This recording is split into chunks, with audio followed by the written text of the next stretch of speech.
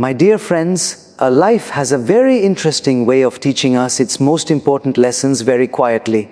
Not through noise, not through drama, but through silence, slowing down, and subtle changes we often ignore. Today I want to talk about something emotional, something sensitive, but something very necessary. The final year of life for many seniors and the warning signs they show, signs that families must notice, not with fear but with love.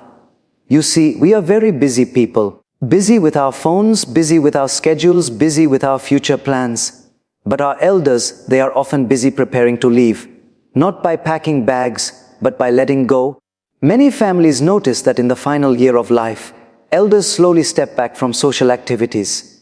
The same person who once enjoyed weddings, festivals, or evening conversations now prefers silence. We often misunderstand this. We say they have become antisocial. But the truth is far more profound. Let me share an example. I once met an elderly gentleman who used to sit quietly on the temple steps every evening. People assumed he was lonely. One day someone asked him, "Baba, why don't you join the bhajans anymore?" He smiled and said, "Better, I have already sung my songs. Now I am listening." That sentence stayed with me. In the final stages of life, people don't withdraw because they dislike others. They withdraw because they are reviewing life. They are mentally revisiting childhood memories, relationships, successes, mistakes, joys, and regrets. It is like a person watching the highlights of their life movie before the credits roll. For families, this can feel hurtful. We think, why don't they want to spend time with us? But love does not always express itself loudly. Sometimes love becomes quiet. Instead of forcing them into conversations or gatherings, learn the art of silent companionship. Sit next to them. Let them feel your presence without demanding interaction. Even holding their hand quietly can speak volumes. In spiritual traditions, silence is considered powerful. Elders naturally move toward it as the soul prepares for transition. This is not depression. It is detachment with dignity.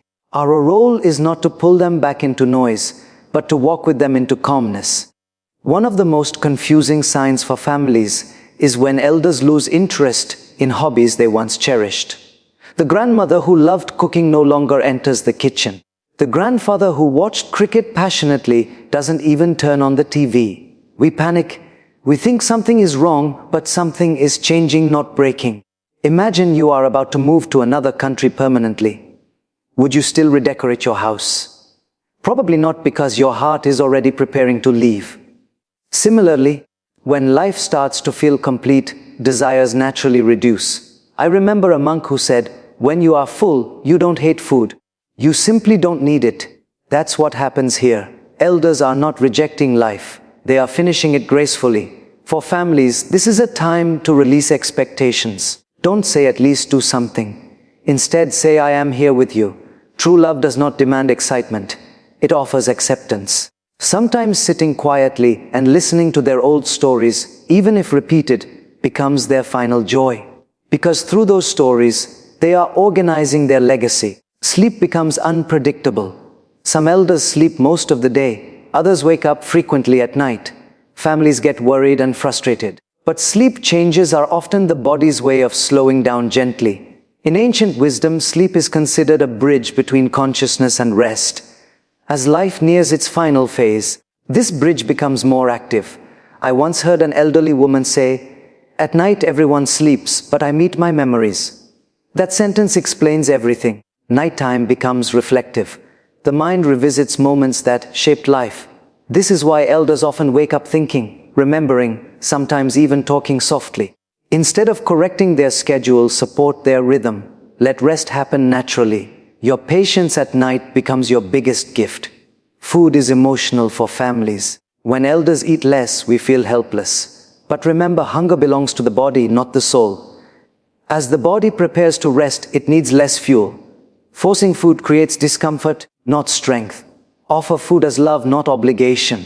Small portions, favorite tastes, gentle encouragement. Sometimes the greatest nourishment is emotional, not physical. When elders tire easily, we sometimes push them to stay active. But think about it, after decades of service, isn't rest deserved? Fatigue is not failure, it is completion. Help them without making them feel dependent. Reserve dignity. A soft pillow, a slow walk, a calm voice. These matter more than motivation speeches. Increased illness can make families focus only on hospitals and reports. But healing is not always about cure. Sometimes healing means peace. Talk to them. Ask forgiveness. Say thank you. These heal deeper wounds than medicine. When elders speak about death, families panic. But wisdom speaks openly about impermanence. Listen without fear. They are not giving up. They are making peace. Allow these conversations. They are sacred. In the final year, elders seek reassurance. Not because they are weak, but because love is the only thing worth carrying forward. Your time, your patience, your presence. These become their final comfort. And remember, the way we care for our elders becomes our own future lesson. Friends, the final year of life is not about fear. It is about completion. If someone gave us love for 30, 40, 60 years, can we not give them 1 year patience, respect and presence? Sit with them, talk to them, forgive them, thank them. Because when they leave, what hurts us the most is not their absence. It is the words we never said, the time we never gave, and the love we assumed they already knew. Remember, how we treat our elders today is how life teaches the next generation to treat us tomorrow. Thank you. Take care and choose compassion.